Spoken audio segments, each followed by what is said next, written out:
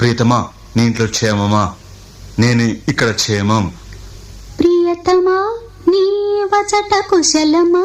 నీ నిజట కుశలమే. ఆహా, ఓహో, నేను ఊహించుకుంటే కవిత మనసులో వరదలా పొంగుతుంది. కానీ అదంతా రాయాలని కూర్చుంటే అక్షరాలే, మాటలే. ఊహలన్నీ పాటలే కనుల తోటలో, అదే తొలి కలల కవితలే మాట మాటలో. అదే, ఆహా, బ్రహ్మాండం. కవిత కవిత పాడు. కమ్మని ఈ ప్రేమ లేఖనే రాసింది హృదయమే. ప్రియతమా, నీ వచట కుశలమా? నీ నిజట కుశలమే.